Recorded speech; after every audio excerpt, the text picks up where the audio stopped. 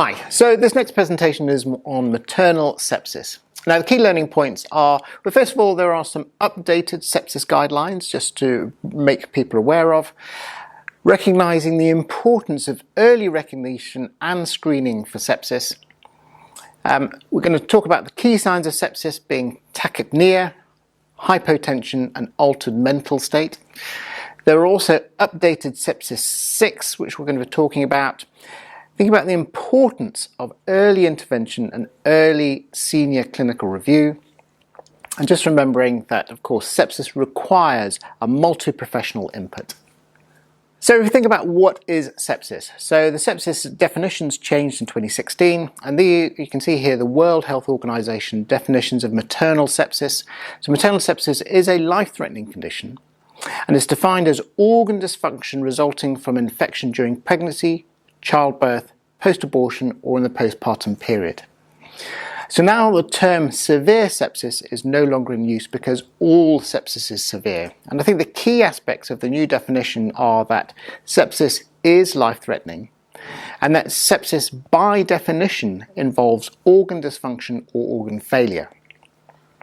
Now sepsis is caused by the body's over-response to infection, and if untreated, sepsis carries a significant mortality risk. So what is sepsis not? So fever alone, infection alone does not equal sepsis. Sepsis happens when these infections, fevers give rise to life-threatening condition with organ dysfunction. So why is this whole idea about correctly identifying sepsis important? Well, if we over-identify sepsis, so start treating an isolated fever and labour as if it's sepsis, then we're going to over-treat and will lead to overuse of antibiotics and may give rise to antimicrobial resistance such as MRSA and VRE. Not identifying people who do have sepsis means that they get delayed treatment, worsens outcomes and will increase the risk of morbidity and mortality. So in terms of how we go about doing a risk assessment for sepsis, we need to make sure that anyone with presumed infection gets risk assessed. So the UK Sepsis Trust has got sepsis risk assessments for both hospital inpatients, but also for telephone triage, community midwives, ambulance service and GPs. And we've got an example here on the screen. And these will give rise thereafter, once we've seen someone who does have a high risk of sepsis, to talk about the sepsis 6. We'll go into more detail about the sepsis 6 shortly. So early recognition of sepsis is important. Meows charts can definitely be helpful, but also trust your gut. And so if the Meows chart isn't signalling that they are sick, but you think they are, you should still take action. And Embrace has reported that sometimes people were falsely reassured by the Meows chart, even though the woman they saw looked sick. So when assessing a woman who's unwell, consider her condition as well as the Meows chart, not the Meows chart in isolation. Now, in terms of the key signs of sepsis, so a tachypnea, so respiratory rate over 25, and remembering that actually respiratory rate does not change very much during pregnancy. So raised respiratory rate does show that there's some kind of physiological stress and an increase in oxygen requirements. We may not be very specific, but a raised respiratory rate is very sensitive in showing that there is some physiological stress and an increase in oxygen demand. Hypotension, so a systolic blood pressure of less than 90.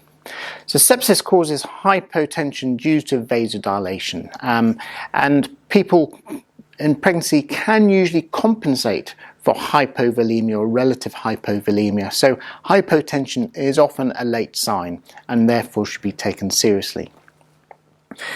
And a reduction in consciousness level. Now, any form of drowsiness in a woman who's sick is a red flag, and even more subtle changes such as confusion, agitation also require a prompt review. So these are the 3 things to think about. So tachypnea, hypotension, altered mental state as key signs of sepsis. Now, if we think about the causes, so there are direct causes related to pregnancy, so genital tract sepsis, remembering that this also includes things like group A streptococcus, which can give rise to rapid life-threatening deterioration. And Embrace has emphasised the importance of getting senior involvement in the care of women with extreme preterm rupture of membranes, and that is a difficult situation and requires a senior involvement at the start. Wound sepsis and mastitis are also other direct causes of maternal sepsis, but there's also indirect causes, so influenza, COVID-19, meningitis, and many others. So if we think about why pregnancy and why being pregnant might put people at a slightly increased risk or altered risk of sepsis, there are physiological and immunological changes that occur during pregnancy. And these are designed to facilitate the growth of the fetus, but they may also impair or alter the woman's response to infection. It may make sepsis more difficult to identify, so it's that thing about being aware of the risk of sepsis, but it can also increase the risk of sudden circulatory or respiratory collapse because the woman compensates so well up until a point. It may increase the risk of acute kidney injury and also of end organ damage. So which are the people that we need to watch out for? So in terms of risk factors, anyone who's had any invasive procedure, be it caesarean section, assisted birth, manual removal of placenta, and others. Anyone who's got a prolonged rupture of membranes, of course, but also thinking about those mid-trimester ruptures of membranes, preterm labour, anyone with retained products of conception, sepsis is a risk as well as hemorrhage, and then anyone who has altered immunity, so if they're on immunosuppressant drugs or potentially if they have HIV. Again, contact with group A streptococcus, so these are people who have contact with young children or contact with someone with scarlet fever is also a risk factor, as is obesity and women from minority ethnic groups. So when it comes to doing the risk assessment, it's first of all thinking, does this woman look unwell or has she triggered the meow score? But remembering not to think about meows in isolation. Then thinking, could the fact that she looks unwell be due to infection? And then also thinking, are there any red flags? So does she have a high respiratory rate over 25, a systolic blood pressure less than 90, altered mental state, but also a rash or mottled skin, saturations falling, a tachycardia, low urine output, or a lactate that's greater than 2. So if you've got a woman who looks unwell, it could be an infection, and there's red flags, then that means immediately we're going to proceed onto the sepsis 6. And as we said, the sepsis 6 has changed, but one thing that hasn't changed is that all the aspects of sepsis 6 should be done within the first hour of the woman presenting. So the first thing in the new sepsis 6 is getting a senior clinician review. So they're there to make some key decisions. First of all, could there be an alternative diagnosis? Maybe this isn't sepsis, maybe we should be looking at something else. And then deciding if they think this is sepsis, making sure that the team then proceeds with a sepsis 6. So if you've got a woman and you're thinking she might have sepsis, I want to get senior involvement, how are you going to do this? How are you going to give your hand over so that the senior clinician has all the information to their hands?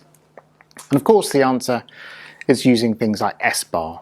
So telling them the situation, giving the background, giving them your assessment, and the recommendation, which will be to come and make a definitive, or making some decisions about definitive management hereafter.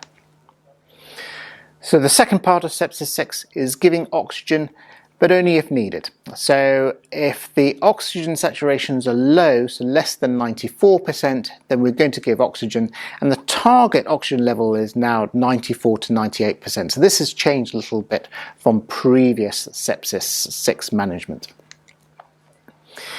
The next bit of sepsis 6 is to get intravenous access and take bloods. So we want to take a cultures, yes, blood cultures and cultures from anywhere that might be a potential source of infection, full blood count and CRP. So the C-reactive protein, or CRP, gives an indication of bacterial infection. You want to check the urea and electrolytes because you're looking for potential end organ dysfunctions such as renal impairment. Check the glucose, looking for any diabetic cause. You also want to check the woman's clotting profile because there may be some coagulation problems with sepsis. And again, checking the lactate because the lactate will go up if the tissues don't have enough oxygen. But just remembering that the lactate does also go up during normal active labour, so it may be more difficult to interpret and probably worth doing repeated lactate measurements in order to measure the trend. The fourth thing in sepsis 6 is giving intravenous antibiotics. So these intravenous antibiotics should be in the maximum dose, they should be broad spectrum. Of course, making sure that we've checked the woman's allergy status, but also thinking about whether antivirals are necessary. So the other key thing is avoiding delays. So as we see from the graph to the right hand side, so this is looking at people, this is in a non-pregnant population, but it's looking at people who have got septic shock, which we'll talk about shortly. Each hour's delay in giving intravenous antibiotics increases the chance of them having a poor outcome. And the poor outcome here is the risk of dying. And making sure that your team are adhering to your local protocols and making sure that everyone is aware of what those are. So the next thing in sepsis 6 is giving intravenous fluids. So we're just starting off with a 500 ml bolus, but be very cautious if a woman has got severe preeclampsia because of that risk of pulmonary edema. So again, this is a situation you're going to be guided by your senior team. And then lactate is really useful for potentially guiding your fluid management. So if the lactate is less than 2, we might just be considering whether we need to give fluids. If it's between 2 and 4, we almost certainly will be giving fluids with the caveats about preeclampsia that we've already discussed. And if it's greater than 4, then we're probably going to be giving fluids, but also contacting critical care, because these women may need higher and more advanced cardiac support and cardiovascular management. And just remembering, if the woman is in active labour or immediately post-vaginal birth, the lactate can be harder to interpret. So get senior advice and just think, does the woman look well or does she look septic? So it's putting this whole thing into the broader clinical picture. And the final thing of sepsis 6 is to monitor progress, because hopefully the woman will have improved, but if not, then we need to make sure that we're escalating her care. We should be monitoring the progress on a critical care chart, or if you don't have one in your unit, then using a MEOWS chart. You want to be making sure that you're monitoring the urine output closely and having a low threshold for putting in a urinary catheter to do that. And also monitoring the lactate hourly if the lactate was elevated. If, when you're monitoring the woman, she deteriorates, or if there's still red flags after the first hour of your sepsis 6, then they need an urgent senior review, which should include an anaesthetist, and be considering critical care. So talking to the critical care team about whether she needs transferring to the intensive care unit. So septic shock. We mentioned septic shock earlier, and the definition is sepsis with persistent hypotension after treatment. So this can either be that vasopressors, which are drugs that increase the blood pressure, such as metaraminol, ephedrine, are needed to maintain the blood pressure with a mean arterial pressure of 65 or above, and a persistently raised lactate greater than 2 after adequate fluid resuscitation. So if septic shock does occur, it's making sure that an anaesthetist is involved urgently so they can start this vasopressor treatment with things like phenylephrine, ephedrine, metaraminol. They can also start things like invasive blood pressure monitoring so they can keep a very tight control of the blood pressure, and referring urgently to the critical care team. And septic shock carries a significant mortality risk of about 40%. So this is something that requires senior expert help urgently. So just think about in your unit, how are you going to get the things that you need in order to treat your sepsis quickly? Do you have trolleys or a sepsis box or a grab bag? It's about thinking where are those and how am I going to get them quickly if a woman presents with sepsis. But also making sure that within those tools you have things like an algorithm that allows you to do a risk assessment and manage the sepsis 6, and ideally all the drugs and equipment that you need in order to do that sepsis 6 management, because that first hour is key. And then thinking about preventing sepsis, so it's important for us to minimise the risks from any procedures. So the latest Green Top guidelines from the Royal College of Obstetricians and Gynecologists talk about intravenous antibiotics after assisted vaginal births, making sure that we give intravenous antibiotics before caesarean section, and the latest NICE guidelines suggest vaginal cleansing with iodine before caesarean section if the membranes are ruptured.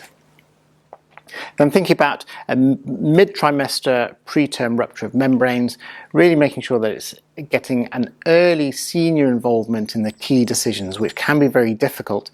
And then if there are signs of infection, making sure that there's early action. So if there's signs of infection, giving treatment doses of antibiotics, and then considering about whether delivery needs to be expedited. So again, key management decisions from senior involvement.